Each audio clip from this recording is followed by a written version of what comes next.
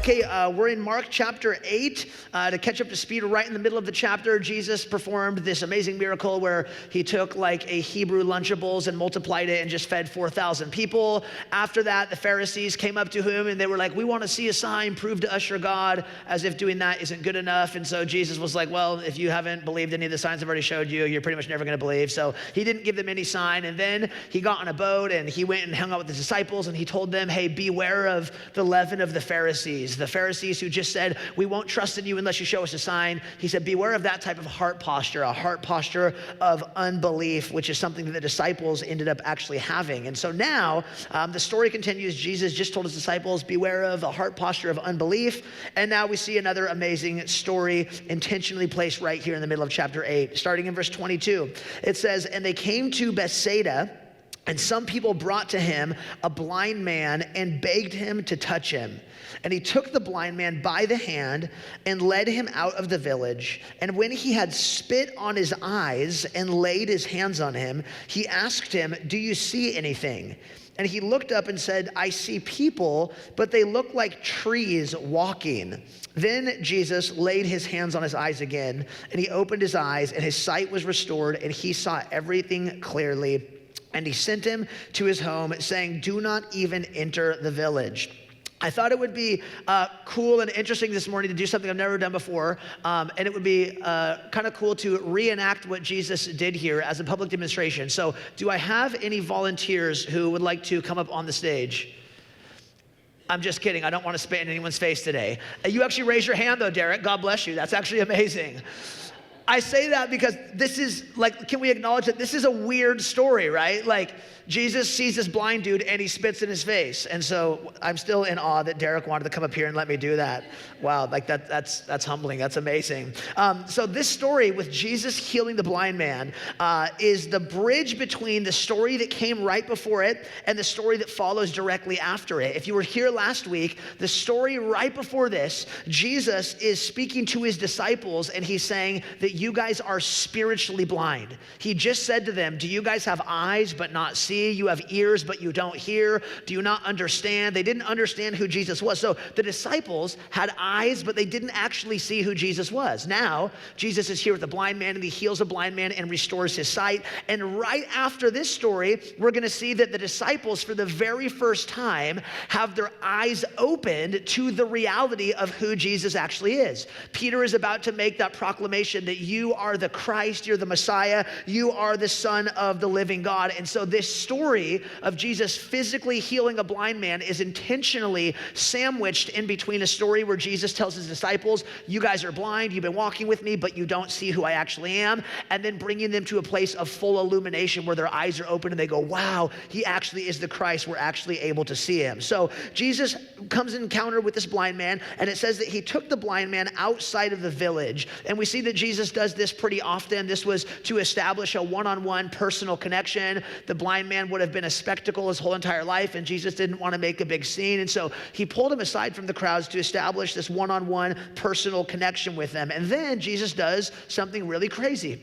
He spits on the dude's eyes and he rubs the spit in, and then he asks him, do you see anything? Now, for us reading that, we're like, Jesus, like that's messed up. Like if I did that to one of you, you'd probably leave my church, and you should, and you would never come back. And that's a good decision. But for Jesus in this culture, we need to understand in first century, saliva actually was a natural healing agent. It was medicinal. And so this would have been completely normal. And so by Jesus spitting on this man's eyes, he was actually communicating to a blind man, I am about to heal you. As weird as that is for us to understand and get, that's just what this was in this culture. And Jesus does something here that he has never done and never does after this. Jesus spits and he rubs the spit in his eyes, and Jesus asks him a question, and he says, do you see anything?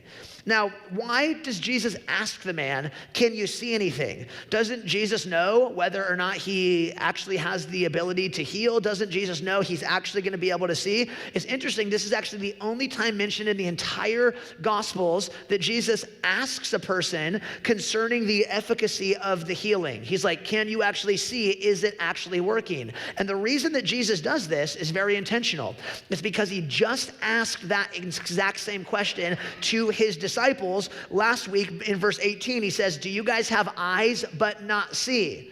So Jesus just asked that question to his disciples. You guys have eyes, but you don't see. And now he asked this blind man, I've rubbed this spit in your eyes. Can you now see? And so Jesus was asking this question, not just for the man, he was doing it also for the disciples, so that as they were about to see that Jesus has the power to open his eyes, Jesus is about to do the exact same thing with them as well.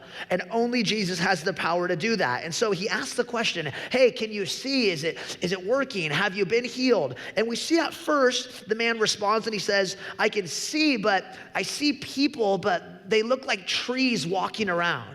So he went from completely blind, and he had a first encounter with Jesus. Jesus rubbed saliva on his eyes, and then he had sight, but it was not true sight. It was not full sight. He could see, but he could not see clearly. He could see blurry and poor, but he was no longer completely blind. So there was some progress. He went from blind to, wow, I can see figures, but he couldn't see the people for who they truly actually were. And again, this is exactly where the disciples were at on their spiritual journey with Jesus. The disciples were not completely blind. They had decided to come and to follow Jesus, but they did not at this point in time see Jesus for who he truly was. They didn't know yet he actually was the Messiah. They hadn't confessed that yet. And so Jesus then proceeds and he places his hands on the man's eyes again. And it says at that moment in time in verse 25, his sight was restored and he saw everything clearly. And so what I want you to notice, which is unique to this story and only one other place in all of the Gospels, that Jesus healed this man not all at once, but actually in two stages. He went from being completely blind to being able to see partially. That was stage one. And then going from partially being able to see to now having his sight fully restored. And the two-stage restoration of this man's sight is exactly how Jesus was about to bring spiritual sight and spiritual understanding into the lives of his disciples. Now, here's the thing. If Jesus wanted to heal him instantly, he could. And if Jesus wanted to impart spiritual understanding to his disciples instantly, he could. Jesus has the power to do that. But Jesus went through this two-step, twofold process because seeing Jesus for who he truly is in most of our lives is the exact same thing. It is a process. It is something that happens over time. All of our discipleship to Jesus, even like the disciples, is a process of continuing to come into deeper understanding, continuing to have Jesus come into clearer focus, continuing to see who he truly is. It's a process that takes time. It's a process that we never fully arrive at. Jesus continues to grow and develop and cultivate our spiritual sight over time. It's a process. And if you look at the story of the disciples, this is exactly what Jesus did with them. In John chapter 1, when Jesus was calling his first disciples, Andrew and John, they came to Jesus and they asked him a question. They said, hey, where are you going? Where are you staying? And Jesus' response to these guys who were curious about who Jesus was, but really had no idea, he said to them, come and see. He said, you want to know where I'm going? You want to know what I'm about? You want to know what my teachers are? He said, just come and see. Now that invitation, which is an invitation to discipleship, that is phase one. That is part one. The disciples were completely blind to who Jesus was. They didn't know, but they were curious. And so Jesus said, if you're curious, that's fine. Come and see who I am. And you can't ask for a lower level, easier commitment than that. Just come and see. And we have people in our community and we have people in this church and we have people in the valley who are completely spiritually blind to Jesus. They don't know who he is. But the amazing thing is Jesus invites you into a deeper understanding of who he is. He says, if you know nothing about me, come and see. Come check it out. Come here. Come learn of me. Come follow me. And here in the story, we really have a heart to open this space up for people to just come and see who Jesus is. If you're here and you've never went to church in your whole life, if you're here and you're an atheist, if you're here and you're agnostic, whatever you believe, this space is open for people to just come and see wherever you're at. You don't have to sign anything. You don't have to sing anything. You don't even have to agree with anything. You can just simply come and see who Jesus is. Come and listen to what Jesus has to say of himself through the scriptures. This is where discipleship begins. It begins with curiosity. And some of you might be in that boat today. And we're so glad you're here. You're here and you're like, man, what's with these Christians? What's with church? What's with the Bible? What's with all that stuff? But you're curious. And Jesus says, hey, come and see. Just come and check it out. But but come and see is just the beginning of the journey. Jesus says that to his disciples, hey, come and see. But over the next 3.5 years, Jesus begins to take his disciples deeper and deeper. And as he begins to teach them what it is to follow him, we're going to see over time that the cost became greater and the commitment became greater. They didn't stay and just come and see. I'm just going to chill and just check Jesus out. They moved along in their discipleship process, just as Jesus took the blind man who is healing through a process. He couldn't see at all. Then he could kind of see. Then he could see with all clarity. Jesus started showing his disciples as time went on what it actually meant to be his disciple. So they at first had no idea. Okay, I'll come and see. They come and check it out. And then Jesus starts teaching them. He goes, hey, to be my disciple actually means that you have to love your enemies. Whoa. Okay, that's a greater level of commitment. That's a greater cost. Hey, to be my disciple means you actually obey my word. Oh, wow. Okay, so I don't do what I want. I'm not the authority in my life. God is, and I walk in obedience to his word. Okay, so they started understanding more. Hey, to be my disciple means you're going to bear much fruit. You're not saved by your good works, but as you're following me, you should be bearing fruit. And so as Jesus' disciples began to walk with him, Jesus began to open up their eyes and began to show them the cost of discipleship. And we're going to see next week in Mark chapter 8, verse 34, after the disciples have been with Jesus for 2 years, he steps it up even more. And in Mark verse 8:34, Jesus said to his disciples, if anyone would come after me, let him deny himself, take up his cross, and follow me. So the discipleship journey for the disciples began with come and see. You're curious? Come check it out. And then he moved them from come and see to come and die. He says, if you want to be my disciple now, the cost is greater. You've been with me 2 years now. And it's come and die. Come and take up your cross. Deny yourself, take up your cross, and follow me. And this is what the discipleship process looks like. It looks from starting at come and see. I'm just curious. I have no idea who Jesus is. And then you step into a relationship and you begin to see who he is, and you start to get into the word and you start to be in community and you realize, wow, this is a life of dying to myself to come and die even as Christ did that for us. But it's amazing that, again, Jesus just did this exact same thing with the blind man. He couldn't see at all, and he said, now you can partially see. You can see people, but you don't see them clearly. And then he was brought into full sight and full clarity, and that's exactly what Jesus does in our discipleship journey with him. And so if you're here and you're new to the story, or you're new to church, or you're new to exploring a relationship with Jesus, it's okay if you don't have all the answers. It's okay if you're like when Anne was starting to read the Bible, she's like, what is all this stuff? I don't get it. That's totally normal. When you come into a relationship with Jesus, you don't automatically, whoa, I get all this. There's stuff I read, I'm like, what the heck's going on here, right? And I'm a pastor, so I'm still growing. I'm still learning. And so wherever you're at in that process, if you're just coming and seeing and checking it out, God meets you in that space, and God is gracious with us. Like, it's so amazing that his disciples have been with him 2 years, and he's like, yo, you guys still have eyes and you still don't see. You have ears and you still don't understand. That teaches me that we need to be patient with people who are coming to the Lord and trying to follow Jesus, who are open to that. We need to patiently walk with them in that discipleship process and teach them what it means to follow Jesus. That's the Great Commission. Jesus said, go and make disciples of all nations, teaching them to observe all I've commanded you. When someone is just coming and seeing and just exploring, they don't know what it is to follow Jesus, and that's okay. They're not completely blind. They're like, wow, I want to follow him, but God begins to teach them, and that's what the discipleship process is. But again, that's just the starting point. Jesus moves us from come and see, you're curious, to, hey, deny yourself, take up your cross, and follow me. And to just be completely honest, this is probably one of the biggest problems in the church here in the West, but also like our church as well. Like every single church, this is the biggest problem. The biggest problem that I see with discipleship is that we have this come and see type of mindset, which is great.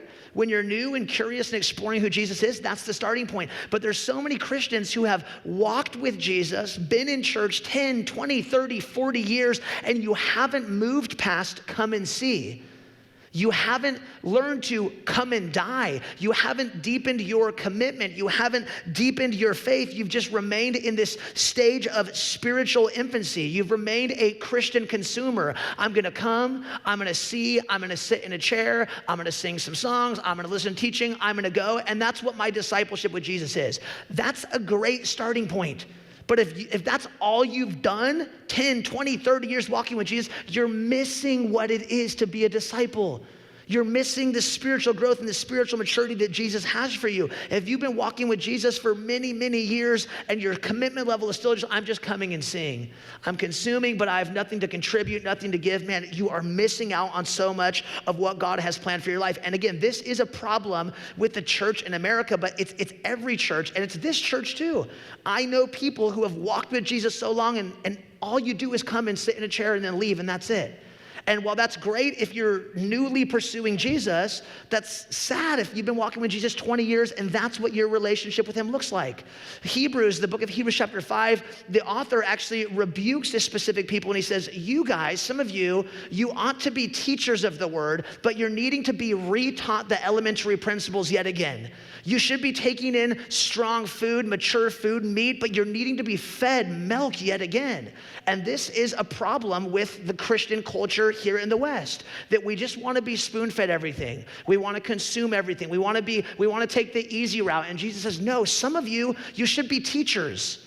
Stop coming and just listening to me teach. Go and teach other people. Go and disciple other people. Go and invest in other people. Take what you've received, and it's not just for you. Give it out to other people. And so I want to strongly exhort those of you who are here and you've been walking with the Lord, you know who Jesus is, your eyes are open, but you haven't progressed. You haven't matured. You haven't deepened your commitment to come and die. What does that look like for you? What does it look like for you to actually die to yourself and invest in the kingdom of God with your life, with your time, with your resources, with everything that God's given you? I want to just be completely straightforward with you guys, as Rousseau even shared. One of the things that right now we're needing people to come and die in is just our volunteer base. Like ever since we came back after COVID, we lost a lot of volunteers when we went online, and a lot of people left the church too, and that seems normal when there's a crazy pandemic. But trying to rebuild those teams, there's been a lot of people who have come back and are just willing to come and sit, but not willing to serve. And so I want to challenge you, if the story's your home church, and this is where you're getting invested in as we invest in you, we would love to ask you, man, would you invest in us in that way? Would you partner with us in that way? Would you once a month hang out with the kids? Would you once a month make coffee? Would you once a month be a part of the transition team and help clean? Would you once a month be a greeter to help create a welcoming culture? Whatever it is, would you die to yourself in that way? That's one practical way where if you're like, man, I've been going to church 20 years but never served, that's a way that you can go deeper. And then the second one, I shared this with you guys a few months ago, just to be completely transparent. February was our lowest month of giving in the history of the church. So even in the beginning when we had 30 people, February was our lowest month. This last quarter was our lowest quarter. Part of that is COVID as well. People, I understand things are financially tight as well. But again, as a follower of Jesus, the commitment should be deeper. If you've been coming to church 10, 20 years and you're not investing in the kingdom of God, Jesus said where your treasure is, there your heart will be also. If you don't invest your treasure into the kingdom, your heart is not going to be invested in it. And so I want to challenge strongly those of you guys who have been walking with Jesus, have been walking and growing in the faith, would you partner with us in that way? This isn't some sort of guilt trip. It's, man, this is kingdom work. We get to use the resources and the finance God's given us to see people come to Jesus, to see people's lives changed, to see people who are spiritually blind having their eyes open. That's what this is about. And so if you're here and you've just remained in the come and see, I want to strongly exhort you, man, come and die, come and serve, come and give, come and contribute, come and use what God's given you to give back and invest into his kingdom. So I really felt like that was from the Lord, and I felt like it was for myself as well. My brother Rousseau, he told me this quote, which I thought was really amazing. He said, soft words create hard hearts, but harsh words create soft hearts. And so sometimes we need that strong rebuke, right? Sometimes we have to be a little more, hey, you got to come and die. And it is what it is. So I'm praying that God would soften people's hearts to come and to die and give up their lives to be a part of what God's doing for his kingdom. So the question for us with the healing of the blind man, and we see the process, he was blind, he could partially see, then his eyes were fully open. Jesus is the one who did all that. The question for you, and each person can only answer this on an individual level, is where are you at in that process? We have to first identify where we are at if we're gonna take the next step. So some of you might be like, I still don't know and don't believe anything about Jesus. You're the spiritually blind. That's okay. You got to start there. You got to identify that. Some of you are like, man, I've kind of been questioning and exploring who this Jesus is, and I'm kind of getting it, and I'm starting to see it a little bit. That's okay. You got to identify and understand if that's where you're at. Some of you are like, man, I know who Jesus is. I've been following and walking with him, and now let's come and die. Let's go deeper. Let's deepen your commitment. Let's deepen what God wants to do in your life. Where are you at in that process? Because if you can identify that and understand that, then you can see what God has for you next. You can see how he's going to continue to move you forward in your discipleship to Jesus. So Jesus just heals this blind man miraculously. And again, this story is sandwiched in between the disciples being spiritually blind and them coming into a full enlightenment and understanding of who Jesus is. So the story continues in verse 27. Check it out. It says, and Jesus went on with his disciples to the villages of Caesarea Philippi. And on the way, he asked his disciples, who do people say that I am?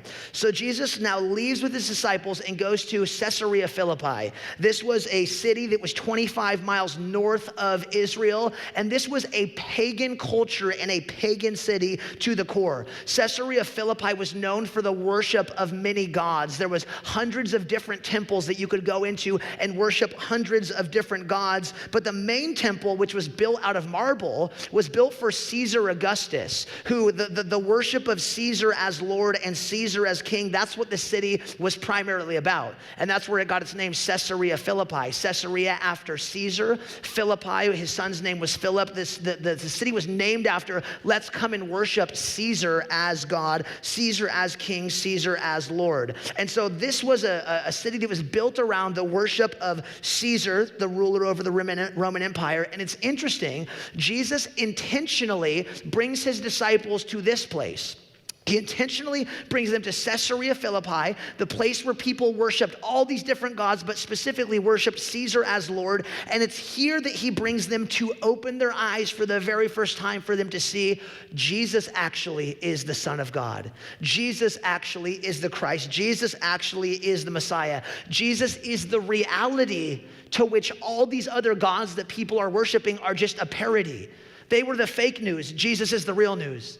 They were gods that had no ability to actually do anything for you. Jesus was the true king. And it's in that culture, in a city full of pagan worship and idolatry, and Caesar is Lord, Caesar is God, that Jesus is going to show his disciples that this is who I actually am. And this is so encouraging for me that Jesus that he intentionally took them there to this really hardcore pagan city, and that he opened their eyes to see who he was, because this gives me hope that Jesus can continue to do this in any city. And even coming in church planting in Ashland, when I was praying about where I was supposed to church plant, God was putting Ashland in my heart, and I was sharing that with people, and some people's response was like, well, I don't know if you should go there. You know how dark it is spiritually, and there's all sorts of weird spiritual practices and witchcraft and all of that. And I was like, yeah, I do know that is there. That's why we're gonna go there.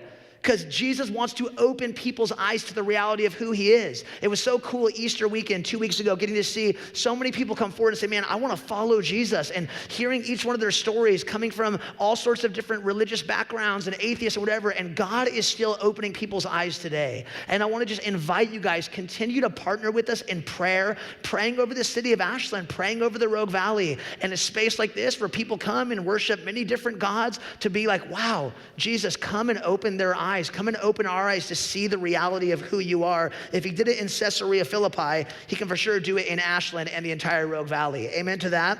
So he goes there and he's about to open the disciples' eyes, but before he does that, this is really important.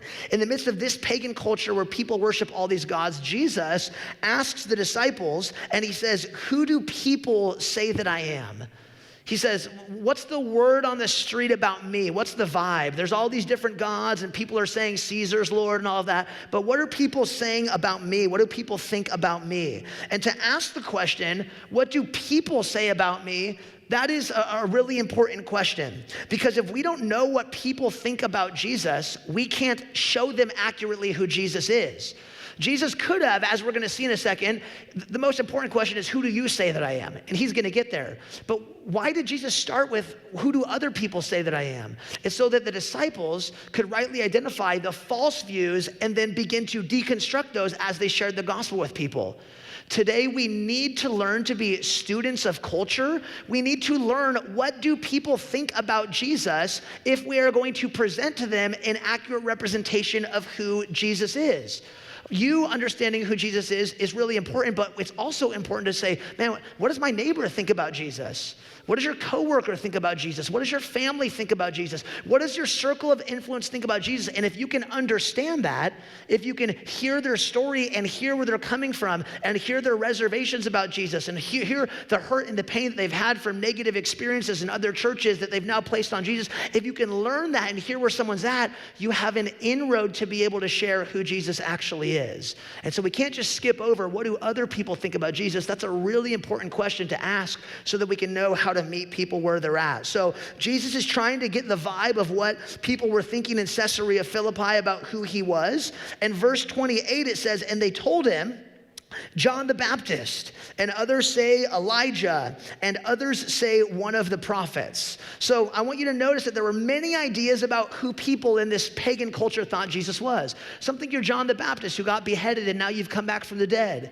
Some think you're Elijah who was taken up to heaven in a whirlwind and never actually died and now he's come back. Some people think you're one of the prophets. There hadn't been a prophet on the scene for over 400 years, so maybe someone was coming back to speak forth and show the heart of God. But all of their responses, notice, were wrong. All of what everybody and what popular opinion thought about Jesus, popular opinion did not properly identify Jesus. All the crowds are wrong. He wasn't John the Baptist. He wasn't Elijah. He wasn't just some prophet. The popular opinion was never the right answer. And it's interesting to note because nothing's changed today, right? Like here we are 2,000 years later and we think, oh, we've progressed so much. We know so much. We're so intellectual. We have the internet and we have Twitter and TikTok and we know so much. And when you ask people, what do you think about Jesus? The reality is nothing has changed. In fact, there's probably more ideas now about who people think Jesus is, more opinions about Jesus. And the reality is they're all wrong. The popular opinion about Jesus is always wrong. You ask people today, who do you think Jesus is? Dude, he is for sure Democrat. Jesus voted for Biden 100%. Oh, really? Okay. What about you? What do you think? Dude, Jesus is Republican to the core. He's Trump all the way. I just know he would vote Trump. Like Jesus is a Republican. Oh, he is? Like, really? Where does the Bible say that? Where does it say he's like, So this is what people think about Jesus. Oh, I follow American Jesus. Oh, what's that? Oh, Jesus came to restore the greatness of America, bring us back to one nation under God. What Jesus wants to do is restore the greatness of this country. Oh, really? Like, I read the Bible and I don't see anything about that's what Jesus wants to do, like America is the focus, right? But some people follow American Jesus. Some people follow homeboy Jesus. What's up, Jesus? Yeah, what do you think about Jesus? Oh, he's my homeboy. Some of you still have that shirt. And if you do, please go home and burn it because that's not who Jesus is. He's not just like a bro who's down to chill. He actually has way more for you than just that. Some people think Jesus is just like this cool new hipster dude, right? The ultimate hipster who puts cool back in Christianity, just go and chill and sip a brewski with Jesus and that's what my relationships with him like. That's what some people think. Some people say, oh, Jesus is kind of like the guru, I follow Jesus, but I also follow Gandhi and I also follow Muhammad and I also follow Buddha. He's just a spiritually enlightened being. And again, as we're talking about who do you think Jesus is? That's probably the Jesus of our culture today, at least here, this small pocket of Ashland. People think of Jesus as just a spiritually enlightened being, and so it's important to identify and understand. Some people follow Groupon Jesus, free bread, free wine, free healthcare, just hook you up with everything you need, just handing out freebies, wants to hook you up with physical provision, but doesn't really care about the spiritual. Some people are more into Dr. Phil Jesus, who just gives you really good advice, but actually doesn't want any sort of personal relationship with you. Some people follow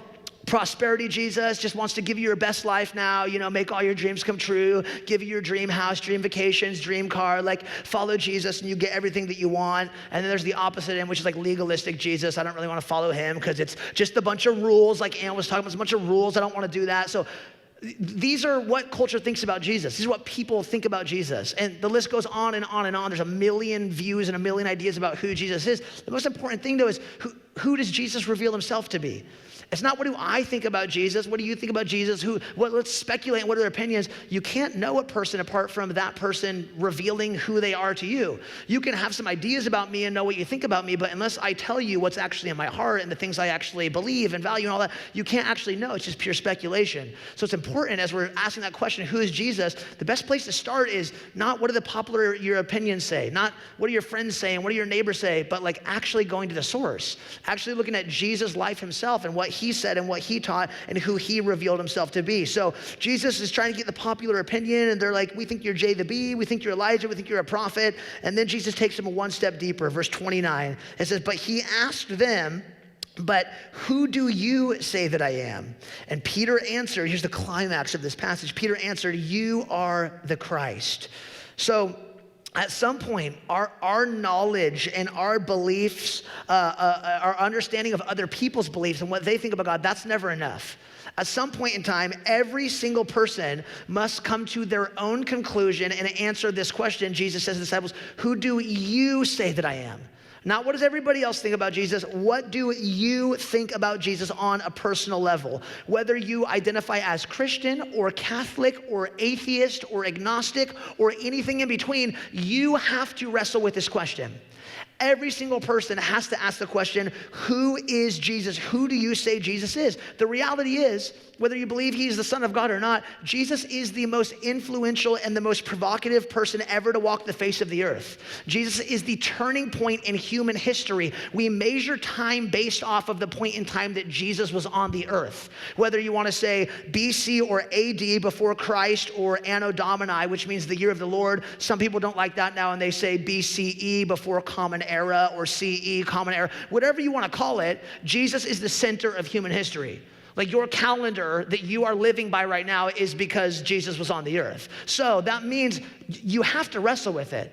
We can't just say he didn't exist, he was nothing. We actually have to look at who is Jesus. He's the center of human history. What is Jesus? Who is he? What did he do? Who do you say that Jesus is? And Peter comes forward and answers that question, as we all must. We all must come to some sort of conclusion as to who Jesus is. And Peter says, you are the Christ. And in Matthew's account, he continues, says, you are the Son of the living God. You are the Christ. That word Christ in the Greek language, it's the Greek word Christos, and it's translated from the Hebrew word Mashiach, meaning Messiah. It literally means anointed one. You are the Messiah. You are the anointed one. And if you read through the Old Testament, you will see that all the kings who came and ruled over God's people, they were called messiahs, lowercase m. They were messiahs. They ruled and they reigned over God's people. But when Jesus came on the scene, he was called the Christ. He was called the Messiah. He was the king who would rule over all kings. He was the anointed one who would reign on the throne forever. And Jesus says, this is it. We see in Matthew's account that Jesus says, flesh and blood has not revealed this to you, but my Father who is in heaven. You finally got it. Peter, you finally understood, you finally won, and it's great to see Peter finally win, because if you read through the disciples, like, he's always getting it wrong, but here he hit it on the head. Here he got it right. Now here's the thing, Peter's confession and realization that Jesus is the Christ, he's the Messiah, he's the Son of God, this is the turning point in the story of the Gospel of Mark. This is really important to understand, because the whole entire chapter 1 verse 1 all the way up to this point in time is the crux. If you've been familiar with us and studying the Gospel of Mark with us, the entire structure from verse 1 all the way up to this point in time, there's a question on everybody's mind.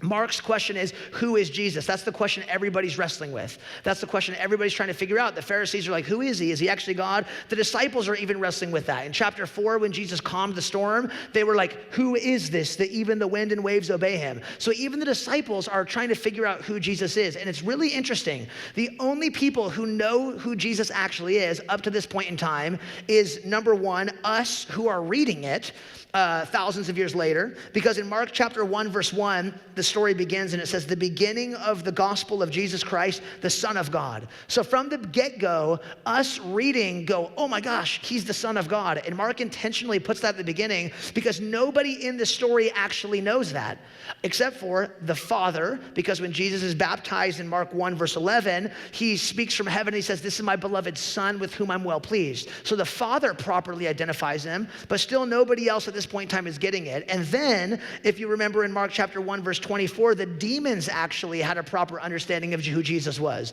They were like, we know that you're the Christ. And Jesus just tells them, like, shut up, I don't want you to represent me. And so the only people who knew Jesus' true identity as the Messiah is the Father and the demons.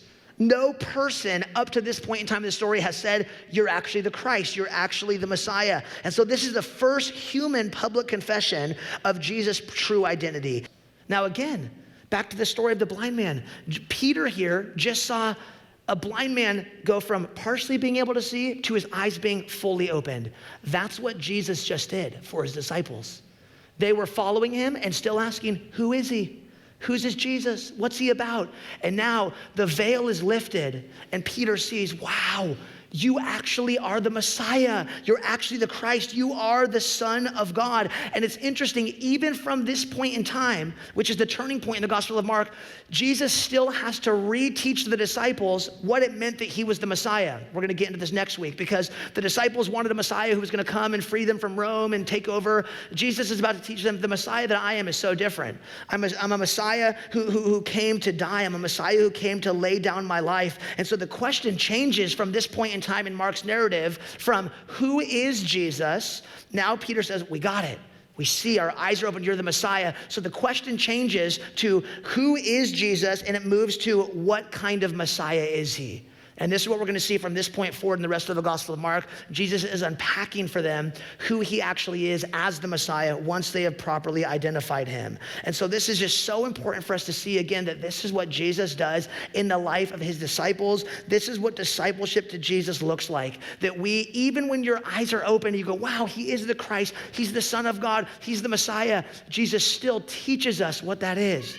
We still grow in our knowledge and our understanding. We grow into a deeper relationship with him. As you continue to walk with Jesus, you continue to have a deeper understanding. It's the same with any other relationship. The longer you walk with the person, the longer you spend time with that person, the more you get to know them. It's the same with Jesus. Jesus continues to reveal to us who he is. He continues to show us his heart, his character, his nature, his goodness. Time and time again, as you continue to pursue Jesus, you will see Jesus meet you in that space, and Jesus takes you deeper. And as he does that, the commitment is deepened too. He says, hey, now you got to lay this stuff aside. Hey, now you got to work on this. And I love that. Even Ann in her story just saying, Sharon, hey, I've worked through that stuff, but now there's other stuff I'm wrestling with. It's now envy, right? That's the process of discipleship. Wow, Jesus, I see you're God. I see you're the Christ. I see you're the Messiah. And now, God, I want to give this stuff up. I want to follow you. And you do, and you're victorious. And then there's more stuff. And you're like, oh gosh, it's a continual journey. And this is what discipleship is. And it's so important for us to understand that because some people think that you're going to come to Jesus and you're like, oh man, I'm struggling again. Like, am I actually saved? Am I actually a believer? Like, what's going on? And Christians are judging, oh my gosh, I can't believe this person is smoking weed. They just got saved last week. Like, chill out a little bit, right? Like, let them go on the journey. Let them see who Jesus is. Let Jesus show them who he is. Discipleship is a journey and discipleship is a process. And God meets us wherever we're at in that journey, in that space. But in closing, I just wanted to simply ask that question that Jesus asked to the disciples. I think it's one of the most powerful questions in all the Bible. Jesus says, who do you say that I am? Who do you say that I am? That's something that every single one of us should wrestle with. Something that every one of us should be able to give an answer to. And you know what? Some of your answers may go with popular opinions. Some of your answers may not come from a place of understanding. And God knows. God knows where we're at. God knows some of us are going to wrongly identify him and not know him. But if your heart is to say, man, I want to know who you are. God, teach me who you are. Show me who you are. Open my eyes. I can partially see. I'm kind of getting it. But God, I want to be able to see fully. I want to be healed fully. I want to know who you are fully. If that's your heart posture, Jesus will continue to come. He'll continue to reveal himself to you. He'll continue to meet you in that space. Have your eyes been opened? Have you seen Jesus as the Christ? Have you seen Jesus as the Messiah? Not a Messiah who came to overthrow all of our enemies, but man, a Messiah who came to die for us. Jesus is the Messiah who suffered, who went to the cross, who laid down his life, who conquered death, who conquered the grave. He did that so that we could be a part of his kingdom. He did that to give us a relationship with him. And that is the place where you will see the full revelation of God, the full heart of God, the full love of God. It's at the cross. If you want to know who Jesus is, if you want to know what he's really like, look at the cross. Look at where he went and he laid down his life for us while we were his enemies, while we were yet sinners. That's where he died for us. Not when I was a good person trying to follow him. Not when I properly identified him. When I was wrong. That's where he laid down his life. And when you look to that and you continue to look to the cross and you can say, wow, Jesus, you did that for me. You did that so that I would know who you truly are. If you keep your eyes on the cross and you continue to pursue Jesus, you will see who he truly is. He will continue to peel back the spiritual blindness that we all have, that we're all born into, and we'll see, wow, he truly is good. He truly is God. He's the suffering Messiah who came and laid down his life for you. And then he calls us into that same question. Now, are you willing to do that for me? Are you willing to come and to die? Are you willing to come and lay down your life to follow Jesus? That's the call of discipleship that he offers us today. Amen.